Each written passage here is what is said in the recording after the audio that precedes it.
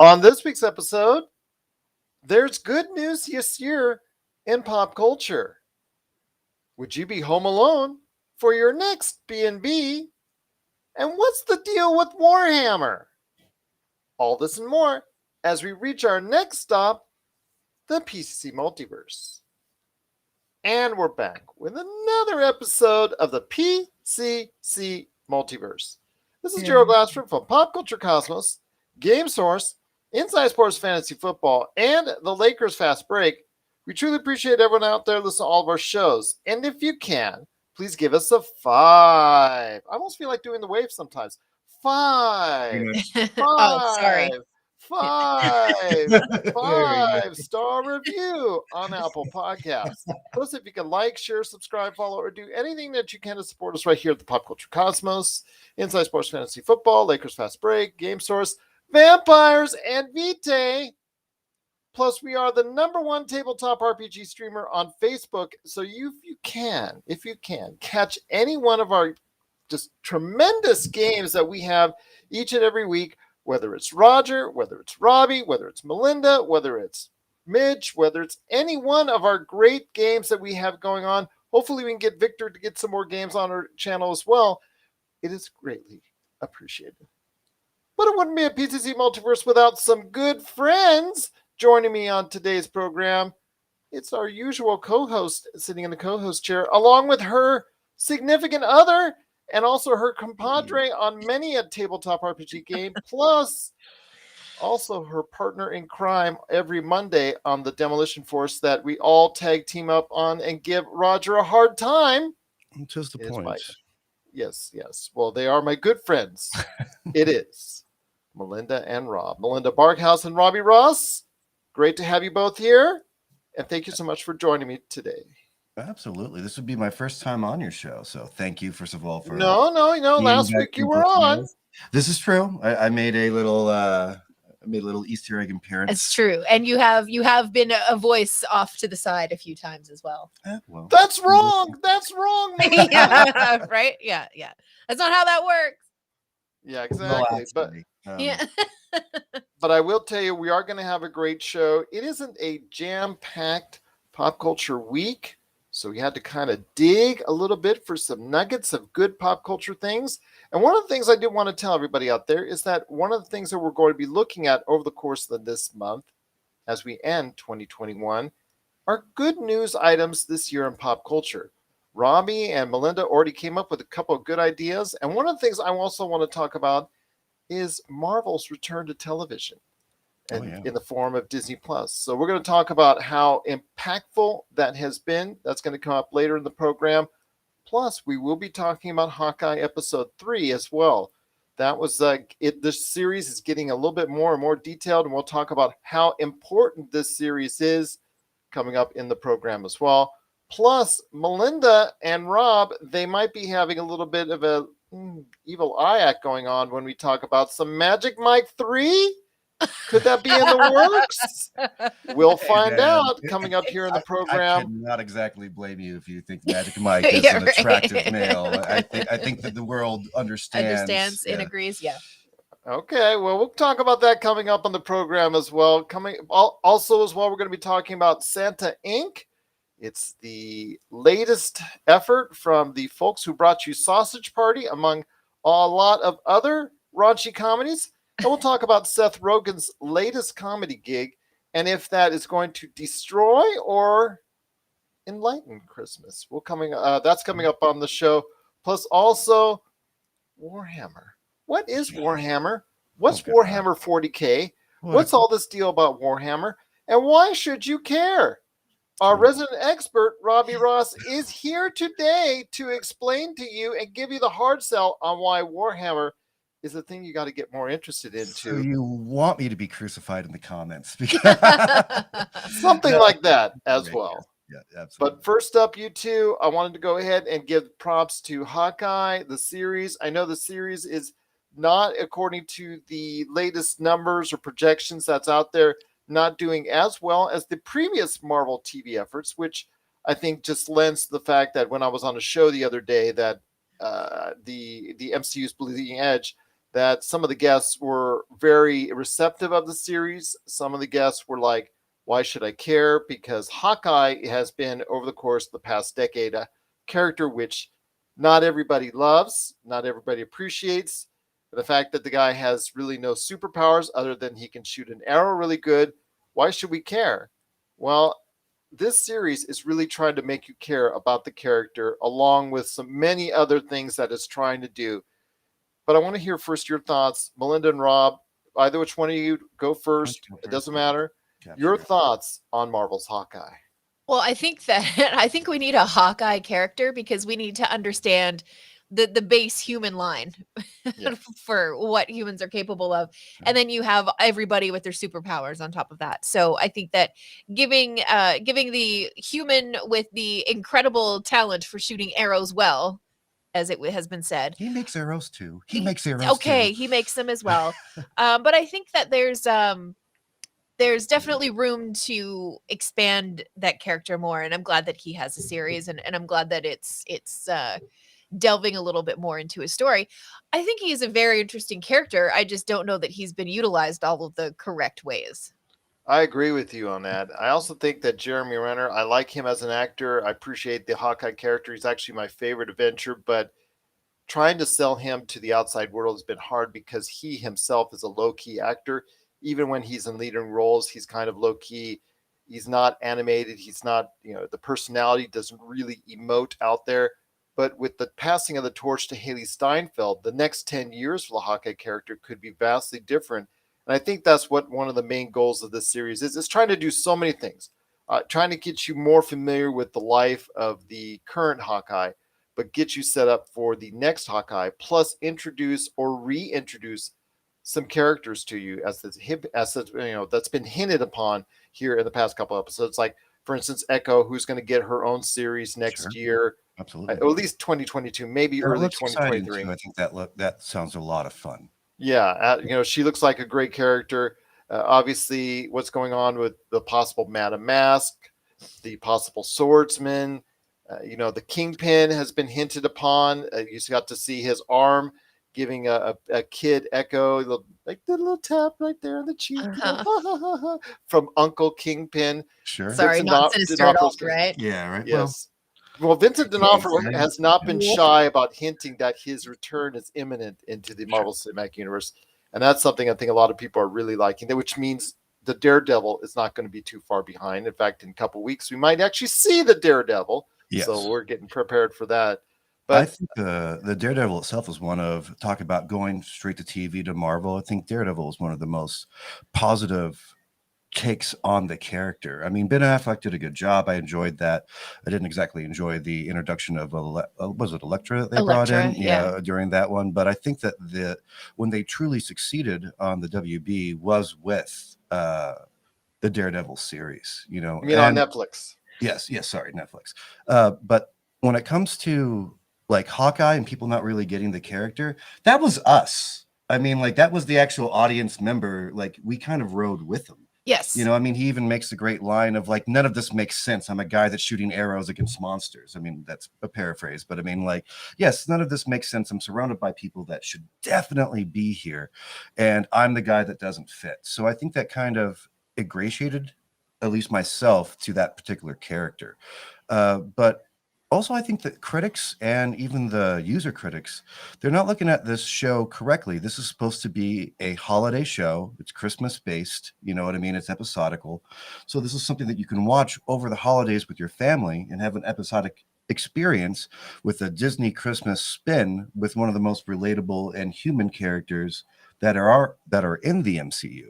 So I think that if you look at it through that gaze and not through an Avenger ending event, you know what I mean? Like you're not expecting, aliens to come out of the sky and take over the world and Thanos to show up.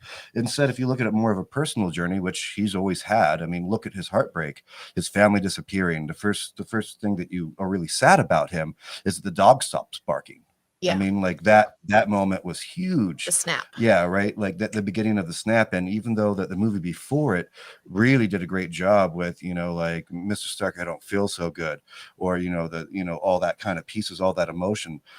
The actual when the dog stopped barking, that actually put the snap in my head because I have a dog, and I have a family that I want to go have a picnic with.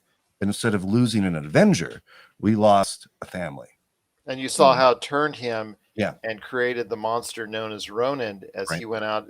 I wouldn't say monster, but I would say vigilante per se, creating his own justice in the world, going out after organized crime and all those individual evil people out there in the real world of our human world that survived the snap and allowed him to go ahead and say, you know what, I have nothing to live for. My family has already been snapped. So you know what? I'm going to go and make your lives miserable and take you down with me if I have to. So you see that effects. I love the fact that they're connecting or trying to connect these dots at least a little bit to it. So I'm glad to see it. I personally am liking this series. It's getting a 93% on Rotten Tomatoes. So it's got, a certified fresh. So it is one of the better, I guess, appreciated critic-wise as far as is concerned of the 4 series that has come to Marvel and Disney Plus.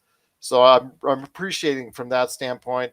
Again, from the popularity standpoint, it's not being ingratiated according to the early numbers as well as the other 3 series, which is a kind of a shame because again, this is the most human, this is the most relatable story of these 4 that we have. I mean, these fantastical stories of these superheroes, these other 3, like you said, I mean, that's the world we always fantasize about, but it's the real human story of Hawkeye that is so out there. It's been waiting to be told, and now it's kind of being told, and now not enough people I think are buying into it, which is a shame because again, this is such a great story, and such a great way to tell it. And the fact that it's also something that we all can relate to as being a hero in your own world. Like, I'm just trying to get home for Christmas. That's the basis. You know what I mean? And I was just going to actually bring that up we just wait until that week between Christmas and New Year's where everybody is actively avoiding going to see family again. Right. And you're just going to stay home and binge some Hawkeye between the holidays coming up. So it's beautifully produced. The show's, I mean, like, it's graphically exceptionally pleasing. I mean, and I think it's going to end up being, once Christmas gets closer, the holiday event that everyone, I just think it's just too early. We're like, you already get the Lifetime movies coming on right now, and I roll my eyes when my mom's watching one of them. I'm like, oh God, really? It already starts. Sirius XM Holly Channel's been playing in our car much too great for the past month anyway. But this will be a fresh take. How many episodes do you know for sure? 3. It's no 6. 6 total. So that means that gives you 6 little mini movies that are completely different. If you're not a fan of holiday movies, I think it's kind of like a it's Die Hard. It's a very Die Hard motif. That's exactly where I was going. It's a holiday movie for people that want to see something that is holiday-ish, even though Bruce Willis will not agree with us. But Die Hard is the best Christmas movie ever. That's already been on our show. That's my vote. That's why Josh and I went back and forth on this last year. Yep. Check that out, please, if you can. There's reasons why we're friends, Gerald. I mean, I completely agree with you. Bruce Willis be damned. It's a Christmas movie. Like, it's I think that's what's going to happen, and I think it just takes people getting ready to watch Christmas movies because, like, I don't watch Christmas movies until the week of Christmas. Yeah. Like, I don't want to sit down. I mean, even great movies like The Grinch or, you know what I mean? Like, or Elf. Elf, Jingle All the Way. Those movies, those feel-good movies. Like, I don't watch any of those until a week before Christmas. So I think the populace demand and response to it is going to be much different coming up into those holidays. And like Melinda said, I think they're going to binge. Yeah. They're waiting for it. And with the way Disney Plus actually releases their episodes in their episodic structure, where they release it in a traditional week-by-week format as opposed to the oftentimes Netflix style. Netflix seems to have its own rules based on whatever show that they're doing. Sometimes they'll release all of it out there. Sometimes they'll release it week by week. Nobody seems to know what they're doing as far as what Netflix is up to next. But, it's worked for Netflix so far, so you can't really argue with their success. But when it comes to Disney Plus, the fact that they don't have as much content to draw from that's new and fresh, when something like this comes along, they're trying to go ahead and keep your interest out over the course of the next 6 weeks or 5 weeks in this case, because they put the first 2 episodes up. I'm liking what I'm seeing. Again, this series is a show that has so much it needs to do. It needs to tell Jeremy Renner's story. It needs to tell Haley Steinfeld's story. Plus, it needs to initiate you to so many other characters that we're seeing.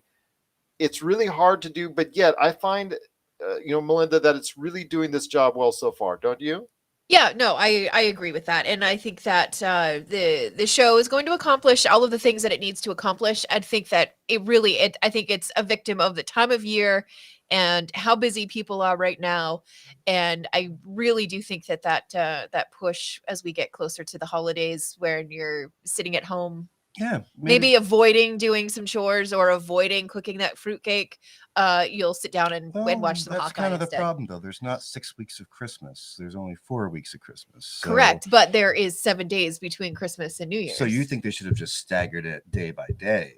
Like, No, I think that they're doing it right. They're releasing it, and then by the time we're ready to sit down and binge it, you get all of it. Here's a good question for you, Gerald. What do you think the response would have been, because they got 6 episodes, if they just would have done the 6 days leading up to Christmas? Like I started think on that would have been actually the best 19th. way to do it. But the I problem think is that you have a streaming platform that is devoid of fresh content. I mean, Yeah. you released a lot of content on Disney Plus Day, and that was great, but you don't have much behind it. Yeah. I mean, you've had The Beatles Get Back is the major release after Disney Plus Day, and that's been it so far. And that's just for the parents too. That's not even for the kids. So you're cutting out half the platform. Exactly, because it has smoking, which is bad for you. Got to know. And then it also has some language and mature themes, according to Disney, which is really bad. Yes. Well, Netflix just throws it out there. Netflix is just so funny because it just throws it out there and says, don't let the kids watch it, but it's there. So with Netflix, though, they're trying to fight this uphill battle. But one of Netflix's main advantages, because they just have a sheer amount of content. I mean, we've talked about the Wheel of Time on Amazon Prime, right? But what else right now is going on Amazon Prime? We talked about certain things on HBO Max, and obviously The Matrix Resurrections is coming up. That's going to be day and date to that's HBO their Max hallmark theaters. Right now. But what else do they have right now that's coming along with it? Peacock, same thing. Saved by the Bell. Everybody's talking about this next series, this next season, and all that. But what's coming up behind that? That's the thing with all these other ones. But with Netflix, I mean, Melinda, every single week we were talking about something. One or 2 or 3 things when it comes to Netflix. That's the advantage that they have. Series. Their anime has just gone through the roof, and they're doing all. They've pretty much reinvented the voice actor genre. I mean, the COVID happened. They're just like, no, people can't go, people can't work. We already have all these incredible anime shows. Let's just the voice actors can do this at home. They gotta look at all of us. I mean, and we're not pros, so if you can have a pro with a pro setup, they can do all the work at home, and you can just push out series after series after series. But you wanted to talk about why Disney Plus is, doing the things that they're doing. That's the reason why. It's just it's kind of like a way that they kind of put a blanket, and they kind of hide hide the things that they have that's messy and dirty in their house by going ahead and putting something nice over it and saying, there you go. It's just it's the fact that they just don't have enough fresh content that they can throw at you. That's why they're doing something like the Hawkeye that they're doing over the course of the next 5 weeks. And that's something, again, that hopefully people will appreciate. But is Hawkeye on Disney Plus? We're liking what we see so far. But do you like what you see so far from Disney's Hawkeye? Please let us know. popculturecosmos@yahoo.com. Well, there's still much more to talk about on today's program. I feel the end of a marriage coming on, because rumors have now become actually valid that Steven Soderbergh, director Steven Soderbergh, some great movies under his belt. I just want to go ahead and make sure to let everybody know that, yes, besides Magic Mike, he has a ton of great works under his belt. It's a legitimately good movie. It's just a lot of gyration. Yes, there is a lot of gyration. Yes. It's heartfelt sentiment, but we've had that before. It actually is a good movie. If people get a chance to see the original Magic Mike, it is actually a pretty good movie. Then it does tell. I mean, that's the reason why it stuck, is because of the fact that not only is it the content of the fact, yes, they do gyrate, and And I know that a lot of ladies go out there and enjoy what they're seeing. And they actually, my wife's, they've actually gone out as parties and going to go see the first two movies. Oh yeah, you know, I was offered the job to be the bartender at Magic Mike. Oh yeah, yeah, it really was. And they're like, what happened? They're like, you need, we'll hire you in 2 months and we'll do a personal trainer, blah blah blah, but like you have to stop essentially eating anything you like for the next 2 months. And I was like, oh, man, I'm a good enough bartender to get a job most places in Vegas. So, and also I was dating the wife at the time. I'm like, you know what?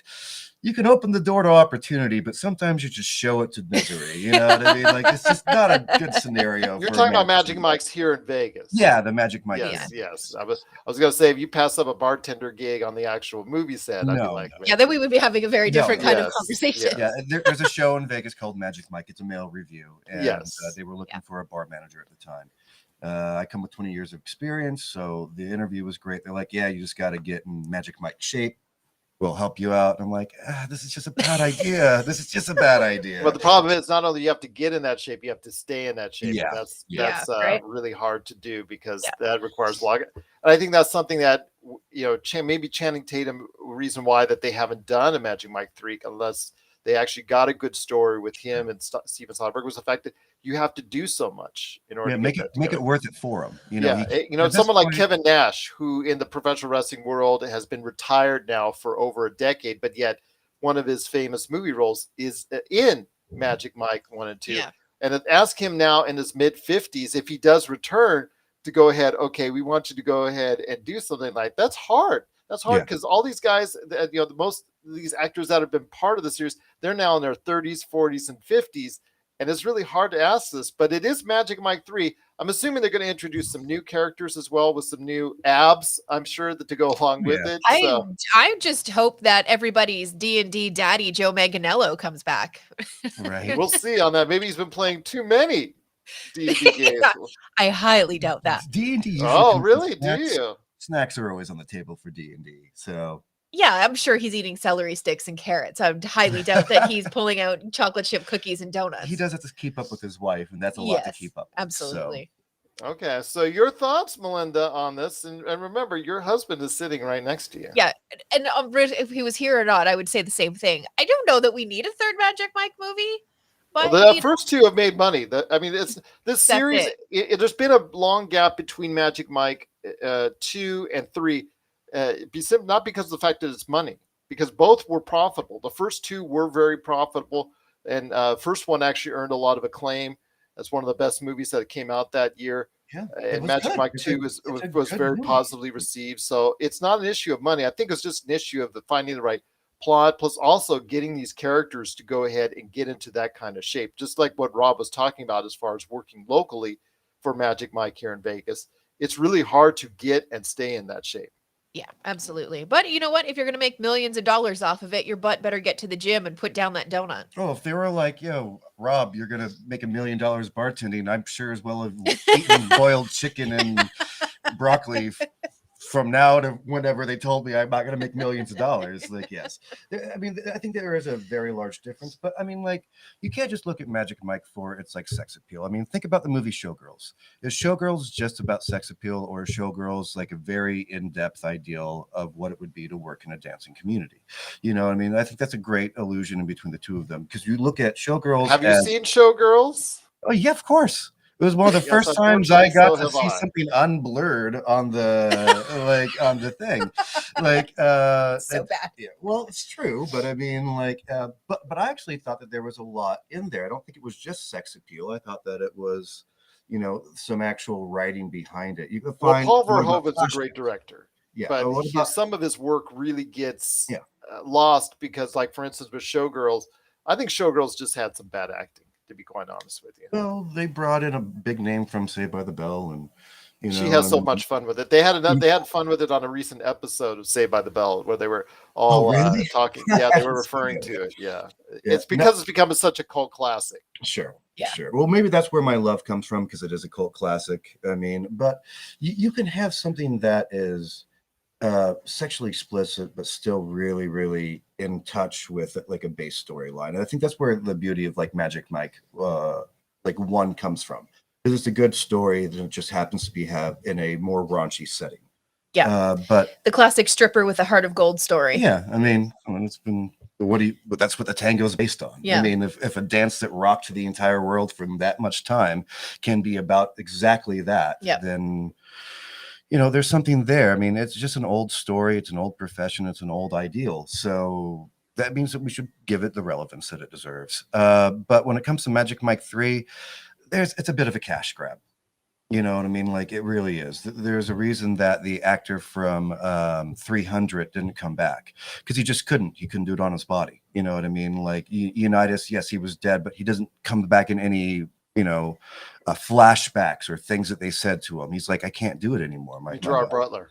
Yes, yeah. I just can't possibly do it. My knees won't let me lift up the weight that my mind wants me to lift. Like, I just can't physically get there.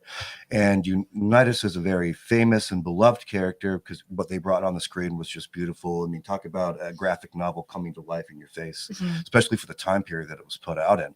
And he's like, no, because I want them to leave with a memory of me like that. Now, I wonder if Chatham has that same fear.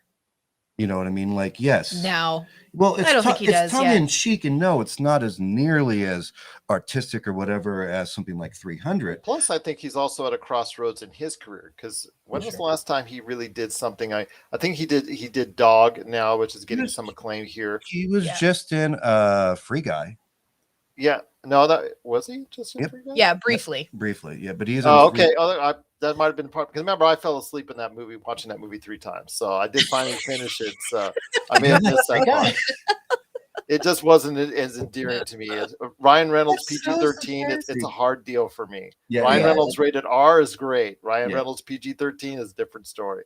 True. Speaking of what we were talking about with Showgirls, please do not make a rehash of Showgirls. No, that's not the Paul Verhoeven thing you want to make. I was just Starship Troopers, yes. Oh, please. Showgirls, no. Yeah, just wanted to make sure that's clear. I love that no one realized that Starship Troopers was supposed to be satirical. They all took it as like for years. I didn't. I thought it was great then, and I thought it was great film. It's a great film. Absolutely think this is a movie. That's something that needs to be redone, but that's another topic for another day. But it is Magic Mike 3. Hopefully, will not end any marriages whenever it finally comes out. Especially this one between Melinda and Rob. So we'll see what happens. I know my wife is already starting the party to go ahead and check out the movie. I'm sure at some point when it does come out in the future. Well, Gerald, here's a question for you. Oh, here we go. So they made buckle up. Yeah, they made 3 shades of gray, right? And the book is not very good. Like and the movies are critically just lambasted, but that didn't stop people from going, because that's what I was going. It's become a thing. It's a bunch of people that are into that particular setting get together. They go out and have cocktails. They go watch the movie. I mean, like it's built as a vehicle for cash. It's not built for a vehicle. Yeah, I mean, Red Notice. Red Notice is the all-time leading movie, most popular movie ever on Netflix now. Yeah. And it did in such fast. Is it a great movie? Absolutely not. It is one of the most reviled movies of the year. Yeah, but it also has 3 of the most charismatic people ever to grace. They're just the reason why they're acting like they're just cashing in a paycheck, Rob. Oh yeah. But is it the people didn't care. They wanted to go see three famous actors, 3 headliners on there. That's great. That's what they did. The Tomorrow War on Amazon Prime. Oh, yeah. Why did that do so well? That was something that people thought was going to be a movie that they wanted as an event movie and a popcorn flick. Is the movie terrible? Beyond all description. But that didn't stop millions and millions of people. Plot makes how much sense? Like 0 sense. Yeah, don't get me started on the part. Well, actually, that's I'm the odd man out because I enjoyed the movie. Well, okay, Melinda, then you and I are going to be having discussion later this year on the best and worst of 2021. My movie taste is all in my mouth. What can I say? Well, the best and worst in 2021 is coming up later this year, so definitely we're going to discuss that if that's the case. Yeah. But yes, it is Magic Mike 3. It's coming to a theater, probably 2023, I'll probably say, because of the current climate we're in. I don't see a 2022, but I say a 2023 could be a feasible thing. So let me hear your thoughts out there. If you're ready to go ahead and watch the shaking even more in Magic Mike 3, please let us know. PopCultureCosmos. Can I get that? Can I get that visual one more time, Gerald? Shaking right now. I'm shaking. There Well, before we hit the break, I wanted to ask you guys real quick on Santa Inc., which is a new take on a Christmas tale with Santa and very much, I guess, in a raunchy and R-rated atmosphere with Sarah Silverman and Seth Rogen headlining.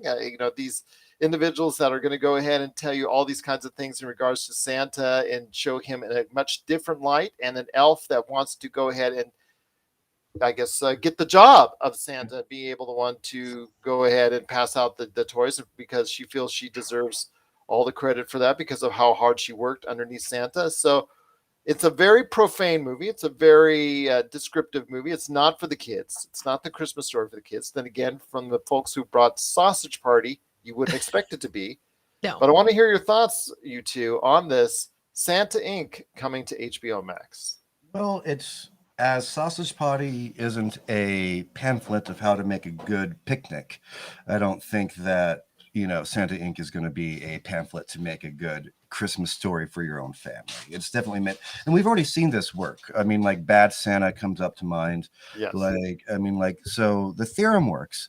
And I think it actually comes back to a little bit, not necessarily talk about the extreme of what we were talking with Hawkeye, but it's a Christmas movie that you can still enjoy the holidays. It still reminds you of the holidays without getting cavities as you're watching your TV. Right. I mean, like it's very much a break. You know what I mean? It's going to be something that you just sit down, you watched Oprah Winfrey's Christmas special when she goes, you get a car, you get all that good feel good stuff. And then you get, all the highlights of, Watch a Wonderful Life. And then all of a sudden you're like, man, I am soaked in candy cane juice. Like, can I just do something Christmassy, drink your spiked eggnog and just laugh as an adult for 2 hours before you go back downstairs and put together the Tonka trunk you got built for your kid. So I think that it has a place, and we already know it works. And it's not just Bad Santa either. There was Fat Man last year. There was, Bad Santa 2. So we can see you can even go to sequels. They're raunchy comedians. They do what they do best. It's one of the reasons that they're almost always on every what's that called? Roast for comedians. They're almost always some of the presenters. Like, they are raunchy, they are fast, their comedy's been proven. I mean, there's a market for it, definitely. Melinda? Yeah, I agree. And I think that it's going to be, I don't know. I think it's watch it for the lulls. That's about the only reason to watch it. Well, with is to get a Seth laugh. Rogen and Sarah Silverman there. Yes. Yes. Powerful combo. It's a powerful combo. There's an in joke in there somewhere. I'm sure that, Yes. that they make sure that they provide many of that. But it is Santa Inc. It's available on HBO Max. So if you want that nice, warm Christmas holiday movie that you just want to sit around the campfire and watch, this ain't it. But if you want a movie that might be giving you a different side of the Christmas atmosphere, go ahead and check it out. Might get some laughs along the way. But let us know your thoughts. But Gerald, you yourself said that Die Hard is your favorite Christmas movie. Absolutely. Are you saying the two things don't live together? Because that's not one you necessarily want to show kids. They get to see Professor Snape. But I would watch that on, to be honest with you, I'm going to watch that probably sometime this month, because just the fact that it seems like it's going to be a pretty funny movie. I like Sausage Party. I thought that was pretty funny. So yeah. I'm into it. I really kind of like the dig on that, but I know it's not going to be for everybody, so just make sure you know that Santa Inc. is going to be right for you. So if you have any thoughts on Santa Inc., let us know. Yeah, don't go in blind. Hey, Susie and Sonny, let's sit down and watch a wholesome Christmas movie. Exactly. Oh, God. Well, it's either that or the Lifetime Christmas movie, so you have your choice right there. Maybe it's the anti-Lifetime Christmas movie. I think that's very much the purpose of the movie. I think they would love that quote. If they heard us saying that, they'd be like, yes, it is. I mean, well, there you go. There you go, indeed. But if you have any thoughts on Santa Inc., let us know. PopCultureCosmos@yahoo.com. Well, coming up after the break, Rob is going to sit us down and send us to class, because class will be in session. What class is that? It's a class in Warhammer. He's going to go ahead and give us the whole synopsis on why you need to become a Warhammer fan and what's the deal with Warhammer anyways. We'll find out, and also some good news in pop culture. for 2021. This is the PCC Multiverse. And we're back with the PCC Multiverse. It's Gerald Glassford, along with my good friends and compadres on many of a journey that we take each and every month, each and every week, right here at the #1 tabletop RPG streamer on Facebook. That is the Pop Culture Cosmos. Plus, also, if you go to Pop Culture Cosmos on Facebook, you will not only see the tremendous Vampires and Vitae, which they do and produce, which you got to go ahead and catch wherever you get your podcasts. Plus, also as well, you got to catch them trying to go ahead and make Roger's life miserable every Monday, which we all try to do on the Demolition Force. Plus, Rob himself gets a headache on camera as he goes ahead and guides everybody on his whimsical one-shot on Tuesdays. Yes, he was actually had a full head of hair when he started. And then also, that was before our last game of Vampires and Vitae. I think I stumped him a couple times. There you go. And then also guiding Melinda as well, helping her out, stressing her out on her adventures as well. You want to go ahead and check that out each and every week on Pop Culture Cosmos. Plus, we also drop the latest news and trends in pop culture right there on Facebook. So just go ahead, give us a like right there, and then follow everything. And then we give you the links. Plus, catch Vampires and Vitae again wherever you get your podcasts. All right, we're here. It's something that we've been talking about behind the scenes for quite some time. So I am a little bit familiar with the Warhammer series. Okay. I'm also a little bit familiar with the Warhammer 40K series. Okay. But people out there, I think, either don't have a great knowledge of it or don't have any knowledge of it, because it seems like this series is kind of niche. This series, both of them are kind of out there. I receive press clippings and press notes from Warhammer and Warhammer 40K, things, products, games, you name it, anything relating to either of those IPs, seemingly every week, because seemingly something pops up every week. But the Warhammer and Warhammer 40K properties are I don't want to say they're big, and I'm saying this in respectful fashion. I don't want to say they're huge, but they have their audience. But it's a niche audience. I want to know your thoughts on this. Am I wrong in saying that? Because the fact is, it's not mainstream, in my opinion. I want to know why it isn't, and why, and just basically what's it all about, and can it get to that point? So I'm going to throw all this stuff at you and let you do the whole rest of the talking. Let you and Melinda, if she's got an opinion on it as well, obviously interject in, of course, as much as you want. But tell us all about why people should care about Warhammer and Warhammer 40K.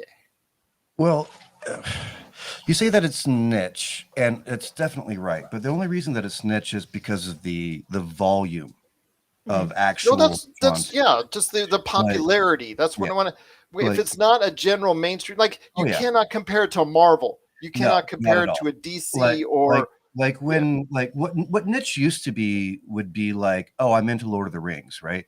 And you had these 3 Bible-sized books that you would go through. But then the movies happen, and now they're mainstream. Now it's accessible. And everyone at that point was like, oh man, reading Lord of the Rings was it's a triumph. Like, you put it on your bookshelf, you're like, yeah. And then if you're really into it, you got the Silmarillion, and then people would come over and be like, oh, you've read the Silmarillion? And be like, yeah. They'd be like, oh, wow, you don't just have the book, you actually read it? And be like, yes. And then things like Harry Potter came out, which were 7-book series, you know what I mean? Like, so it started training people to read a little bit more. I don't think that was niche for very long, though. I think that blew up right away. That blew up real quick because it also was timed up perfectly for the youth that was coming up, but you still had to walk yourself through, you know what I mean? Like you had to do the 7 books to really have it. If you weren't a reader, you could do the compendium with the movies and get pretty much all that you needed. So like that was a huge thing. And then you have like the Dark Tower guys that are like, oh, really? 7 books? So you want to have a conversation about what it is to invest into a series. Here's that. Then you had Wheel of Time, which was like the end all be all. You could have a nerd story with anybody, and you finally, if you're one of the nerds in the group and you're like, yeah, but have you done Wheel of Time? Everyone was like, no one does the Wheel of Time. That's 14 books, all of them over 2,000 pages. You know what I mean? Like, oh, really? And you're like, yeah, I've done the Wheel of Time. They're like, wow. It's almost like you're talking to a prison guard. Like how long have you been in? What time have you spent to get into this? So you take all of those, every series I just mentioned, and Warhammer's bigger than all of those combined. There's more books, more pages, more graphic novels, more lore, more individual stories, because it hasn't just been written by one writer. It's been written by, I mean, well over 20 for well over 30 years. So it's only unaccessible because of the amount that you need to dive into. And there's no clear place like you There's should no start starting here. point. No, Yeah, start I mean, here and then follow the series because it jumps all over the place. It Sure. jumps like Primarchs, no Primarchs. Their Primarchs are coming back. No, they're not. It just jumps all over the place. And that's just the lore, let alone the game. Yeah. I mean, like to get into the game, you're looking to spend $80 to $90 at the most bare minimum just to show up and play at your normal game store.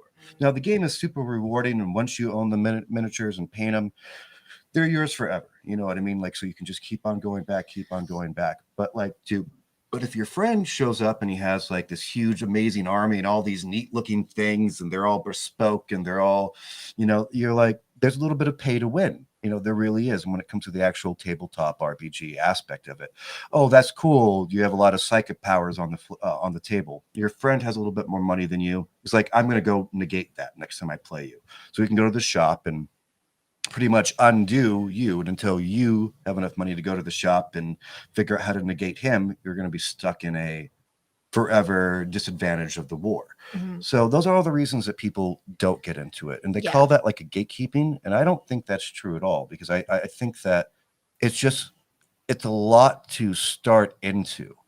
Like, I think that people get overwhelmed with the options, possibilities, factions, storylines. Like you can read, like, for example, the Horus Heresy, and that would be the same size as Harry Potter, all of them. Just one small aspect of the story. Now it's integral, but like just to get the basics, the understanding, like you're talking about reading something of the size of the entirety of Harry Potter. So I don't think it's inaccessible. It just takes a long time. But especially with like YouTube now, you have so many people that break down, the stories, and you have so many people that are doing amazing audio reading. So even if you can't afford the audio narration, you can find someone on Facebook that has adapted it themselves and can really bring you into the story. And like, who is Horus? Who is, like all these characters? And the reason that I got into it is because not just the size, I am a content hoarder. I love huge stories, but it's original. Yes, Tolkien is highly influenced by a lot of it. But I mean, what in fantasy isn't highly influenced by Tolkien? I mean, like, he is the grandfather for a reason. But when you actually get in through all the stories, you're going to find new pieces of lore and generation and story concepts. If you're a storyteller at all when it comes to tabletop RPGs, just a fan fiction writer or somebody that just wants to hear something that hasn't been told before, it's a whole new mythos. It really is. And it bleeds in between not just the Warhammer 40K, but it also starts with Age of Sigmar in the center, and then Warhammer Fantasy on the other end as well. So you're never going to run out of content. I mean, I'm a huge fan, and I have never looked. There's never been a time been like, I wish you'd come up with something else. Like, there's always more stuff to go check out. Yeah, and I was lucky enough to play the Warhammer Fantasy tabletop RPG game for a little while. The mechanics a lot like Call of Cthulhu, if you're curious about that. But no, it was a lot of fun, and you think you're squishy as a level 1 D&D player. Yeah, no, you got nothing on the early levels in the Warhammer RPG game. And the RPG game and the tabletop war game that Rob was talking about with the minis and buying armies and painting and all of that stuff are two very different things too. Oh yeah. So there's even different versions of tabletop games that you play. It's wild. It's huge. Yeah, you can go and be any 3 types of nerds. You could be a nerd that just likes the lore. Like, you can just get into it for the stories that they tell. You can get into it because you enjoy building incredible minis and painting them, or you can get into it with because you like the tabletop aspect of it. You want to go to a game shop and you want to play a tournament or any of that kind of stuff, roll the game. There's books for all 3 different things. There's YouTube channels for all 3 different things. Now, you can be a nerd for all 3 of them or just one. Like, one part of the hobby doesn't supersede the other part of it. Also, I think it's one of the best examples of grim dark I've ever read, and that comes with wonderful gallows humor. It really is a depressive setting at the end of society, when your best chance of defense is a demagogue that is a complete dictator that's taken over the world and says my might makes right, and he is the good guy of this story. You know what I mean? Like, if that doesn't wrap up the entirety of the tragedy of everything, that true. I mean, your worst person is one of your best, and but within there's so much heroism, because humanity can only prosper when it's faced with adversity. I mean, like, heroism only exists in the face of horrific events that precede it, and that's what you get constantly with Warhammer 40k. And you also get huge moral dilemmas within yourself. Sometimes you're going to be reading something and somebody is constantly forced within the gray. They don't have an opportunity not to be multifaceted as a character, because there is no linear good guy, there is no linear bad guy. All the chaos gods that are completely evil, they're also reflections of the best parts of humanity, just corrupted. Like, for example, Slanesh can be complete excess and complete going into the absurdities of the human condition and wanting more. Think of it like a drug, like a drug fiend almost. But she also represents self-perfection and wanting to work on yourself and be, the best you can possibly be. So that moral ambiguity in between all the chaos gods and all the factions and all the different Xenos, which would be their term for alien races around you, you get to essentially create your own story behind your own army and love who you like to do, because there's going to be heroes and villains in all the factions, with the except of the Tyranids, because they're just brainless bugs. But other than that, talk about some Starship Troopers. But right, yeah. And a good place to, I know we've been talking about how hard it is to get involved in it, because the lore and the information there's just massive amounts of it out there. But he's actually become a pretty good friend of ours. I think we can say that. We can't recommend jumping into Voldemort. Sure. He has a YouTube channel, and he really is a beginner's guide to Warhammer 40k. And Rob found him very early in his YouTube career, and we've been following him ever since. And he's a wonderful chap. Oh, Uncle Barty. Yeah. Like there is some toxicity when it comes to the Warhammer community, but like if you want to start off like someplace completely safe, highly recommend Voldemort. Absolutely. I would even start with what's it called? The Black Hand? No. I'll come back to me later in the podcast. But like everything, it's just very fun, very warming. He does beginner's guides to everything, and once you start putting your toes in, I hate to say it, but you will get obsessed with all of it, because there's just so many layers you can just continuously walk through, and also the things that you're interested in. Like, let's say that you like the Tech Mechanicus, which would be the robotic aspect of humanity.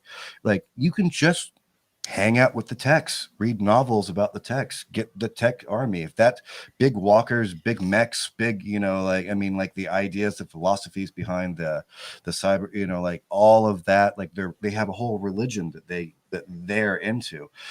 And if you're not into any of that, you can go over to the orcs that are just hanging out, and they're good old rough and tumble boys and huge comedy, and every single thing that you read of theirs is going to make you laugh, and it's all satirical and lampoonish.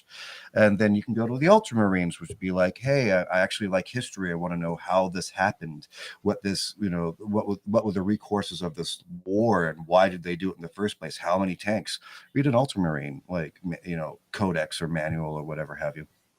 Like, you can just jump, because it's just, the breadth is so big, like it's just so much information that you get to make Warhammer into your Warhammer. The only thing I wanted to ask you this, and then we'll go ahead and head the show on out with some Marvel talk, is if somebody has to go ahead and choose, first off, which way would you lean them? Warhammer or Warhammer 40K? I'd go Warhammer 40K right now, just because there's just so much more content creators. So to jump into it raw right now, starting from the beginning, I would go Warhammer 40K, just because there's going to be more people online already to help you through some of it, or recommend some of the right ways to go. If you want to do the painting of the minis, it's going to be almost exclusively Warhammer 40K. There's just a larger community for that right now. Yeah, you can watch and you can paint minis along with Henry Cavill as well. Yeah, right. So if you like Superman, you can paint an army with him if you want. Yeah, he's pretty into Warhammer, so very interesting thing. And maybe the fact that he might pop up in a TV series down the line, because he likes already doing video game related series. So there's been talk about him and Mass Effect. You never know, him and Warhammer could be a deal. Yeah.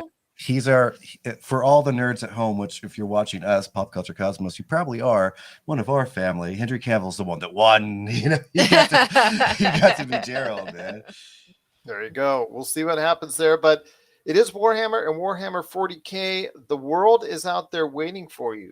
Are you ready to tackle it? And if you have any questions on Warhammer 40K, I can always get a hold of Rob. We can always go ahead and answer your questions on that. Please let us know. Is the Warhammer or Warhammer 40K universe right for you? Let us know. PopCultureCosmos@yahoo.com. Well, my friends, it's been great having you both on the show. As always, Melinda, I just tell you what, you were looking forward to a more impactful December coming up here in the next few weeks. And I cannot thank Robbie enough for stopping by on this week's program. And Melinda, like I said, there's more stuff coming up on the way, because then we get into Spider-Man. And now we get into Matrix Resurrections. And then we get into all the Christmas programming. And then we get into the Oscar nominated movies, the ones that want all the Oscar buzz, they're coming out as far as later this month. And then we get into the best and worst of 2021. So we're going to be talking more about that as the month that's gone by. So we're going to be talking more of that as the month ends. But before we head on out, wanted to throw some good news for 2021 that happened that you may have not expected. And one of those things I did not expect was that the Marvel television shows would be as well produced, well loved, well appreciated, and well important to the MCU. I thought that I wasn't sure as far as how much Disney and Marvel would go ahead and put into it. But Melinda, first, I want to hear your thoughts on this. Your thoughts on the good news of 2021 being Marvel's return to Disney Plus. Yeah, and I think that they kind of set the standard. Marvel did with their television shows lining up with their movies so well when they were doing Agents of S.H.I.E.L.D. I think that kind of solidified the idea. I think there's a lot of expectation around that. And I think as long as they continue to deliver on that kind of premise, I think that Marvel television is going to do just fine. But with the Agents of S.H.I.E.L.D., I mean, you cannot say that it had any, even though it was on for several seasons, 7, I believe, if I'm not mistaken, it still didn't earn that kind of, I got to watch it every week attitude. Whereas with the Marvel shows, it was the talk of pop culture each and every week. Even, with Hawkeye not doing as well, we still had estimated 1.3 million viewers still watching it. Still, still something. It's the most popular show on Disney Plus. It's still something that Disney Plus viewers talk about, and it's something that pop culture we still talk about here every week. I didn't feel that same kind of buzz with either the Netflix shows or the shows that, with Agents of S.H.I.E.L.D. or Agent Carter, which I absolutely loved the first season of, and unfortunately fell off the tracks from there. And, obviously we know about the debacle known as the Inhumans. So, I mean, Marvel's track record on television hasn't been all that great, but their return to television on Disney Plus has been something no less than outstanding. I think part of that has to do with connectivity. Like even Agents of S.H.I.E.L.D., which I enjoyed the show quite a lot, you would get Easter eggs. You wouldn't, like, watching the show didn't give you huge pieces of the information that would be relevant within the movie. It was always reactionary instead of actionary.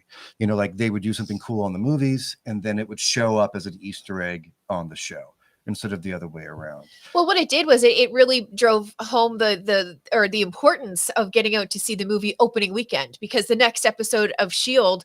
was going to have something in it that was going to give away at least a part of what that movie was. So I'm just trying to say that the Agents of Shield show kind of set the standard for the influence that the movies can have over TV and that the TV can have over the movies. Yeah, but I think right now with the Disney Plus, you're getting more of the TV. Like you need to watch WandaVision to understand the new Doctor Strange show that's coming up. Right. That's what I mean. Like yeah, Agents of Shield set all of that up. Yeah, but instead of so I think we're agreeing on the same thing. Yes. But where the TV used to be reactionary, now it's like forward. Yes. Yeah. So I think that's probably one of the biggest differences. Probably one of the reasons they're spending so much money. I mean, like, how expensive was it to get that kind of talent to do an 8-part, 10-part, 12-part series? I mean, the money's there, the production's there, the writing has to be there, or you can't justify the price tag. Contracts, baby. Hey, write the check. Absolutely. But yes, I think it's something that has exceeded my expectations. Whether or not each and every episode has, that's a different story. It's about the expectations people have in watching it. It's about the expectations people have in talking about it. The kind of feedback people have been giving the show. The thing that people are talking about is the fact that we're talking about Marvel each and every week on a weekly basis, emanating from, like we said before, WandaVision, that coming out and getting everybody's attention. Then you had Captain America and the Winter Soldier. That came out, and Captain America and Winter Soldier, Falcon and Winter Soldier. Yeah. That came out to a lot of just a lot of interest. People were wondering what's going on, with the U.S. agent, as far as him going rogue and him going bad and doing things his own way, and all that intrigue and story there. And obviously Sam Wilson's flight to become Captain America. Sure. That was just such a great storytelling device right there. Cannot appreciate enough the fact of what happened there, and seeing how that's going to affect Captain America going forward in the future. Then you had Loki, which, again, depending on who you talk to, has set up the rest of the Marvel Cinematic Universe for this phase, or sure, people cannot stand it for whatever reasons. But I'm going to tell you right now, I absolutely loved Loki, especially the ending of Loki. I just really think it was just something special.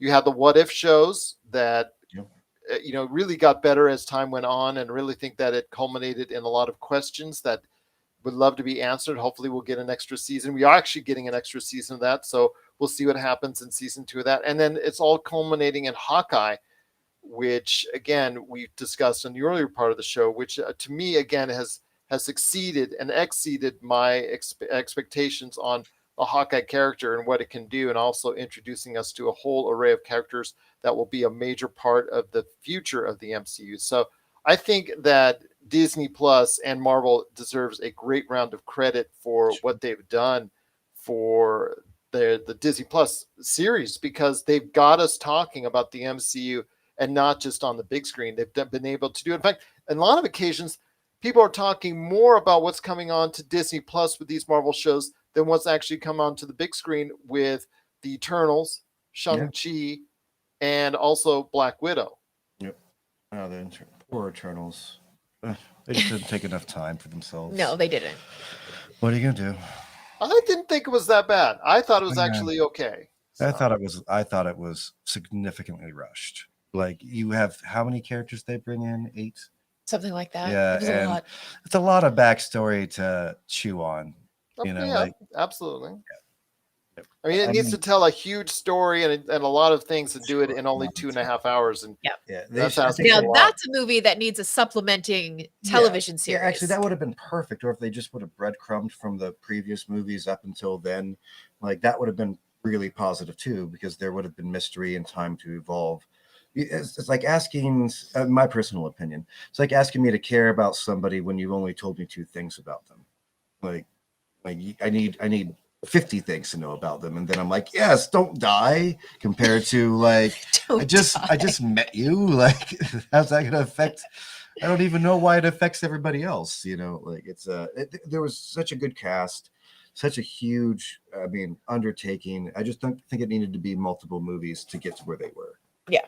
And hopefully there will be multiple movies to go ahead and tell the story a little bit better, because obviously it has not received any great acclaim, and obviously based off the numbers, the box office numbers, even in a muted box office with the pandemic and people hesitant to go, it's underperformed there. So it's not going to be the most favored child in the world of the Marvel Cinematic Universe this time going forward. But hopefully we will see more of the Eternals. I mean, you already opened that box. It's not the disaster that the Inhumans was. So I think you should, you should far away from that. Yeah, and I think you should continue that aspect. Even if it's Kit Harington's character with a Black Knight, you need to go ahead and elaborate more on him, and because he was barely in the movie until the very end. It's just a little bit more focus. It was for me. It was just too much shotgun.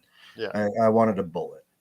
But for good news this year, it was Marvel on TV. It had Disney Plus and all the great shows that they had there. I'm looking forward to the future because they've already announced several series along the way, and now this is going to be a regular part of Disney Plus, where hopefully you will see Star Wars and Marvel and hopefully other shows that are going to come along the way. We talked about Disney Plus.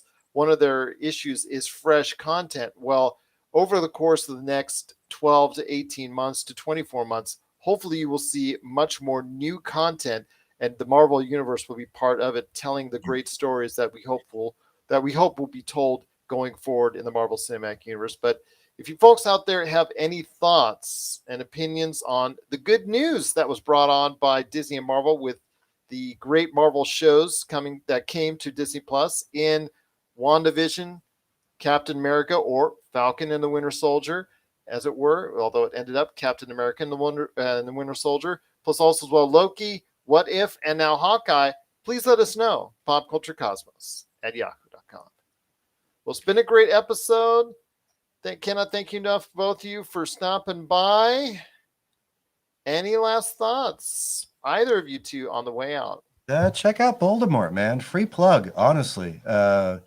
He's the Sons of Dorn, by the way, came to me at the very end. Check that out, episode 1. If that doesn't make you fall in love with it, trust me, my husky voice is not gonna do it for you. So if that one doesn't do it, let's see what happens. But try it out. Your husky voice. What about your husky voice every week on Vampires and Mutate? What are you two up to, and why should people care? You can check us out, our beautiful faces, every single Sunday. It's actually the Pop Culture Cosmos, other than this one, when it comes to our tabletop RPGs. It's our only video casted show. We're very proud of that. Took a lot of work to get to that point. It is a highly narrative show. There is battle there, of course, but it's more RPG. It's more role playing throughout the entirety. This is going to be our second season. We have a brand new cast. Very excited. You can start off with season 2, episode 1. You don't have a lot to catch up with, so why don't you check us out? You can also get our fully curated podcast. It's going to be with musical beds, edits, and just a little. I know Melinda does a lot of hard work with it. Huge amounts. But you can catch that every single Friday. In fact, a lot of people actually prefer, still, even our Longcore fans, they'll watch us just to watch our stupid facial expressions on Twitch, and then they'll actually go back and listen to the actual curated podcast that drops every Friday. Very nice indeed. And Melinda, I mean, any thoughts on Vampires and Vitae? I mean, obviously you and Rob seem to have a great time, plus the cast seems to have a great time in doing it. Yes, definitely. And all of the characters, I can say this because I helped everybody but Tyler create their characters. All of the characters have very saucy secrets that will come out over the period of the season. So, and some secrets are bigger than others.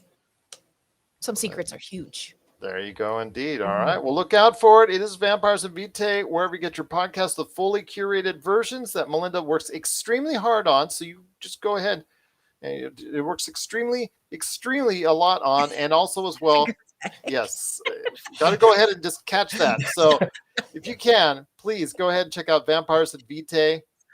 Please, it's worth the listen. Or if you want to watch it and you want to watch them in full 720, 1080, whatever kind of people. I think we're 720. Yeah, I don't think my processor can handle 1080 yet. Okay, it'll probably choke. It'll probably choke on 4K. It'll chug.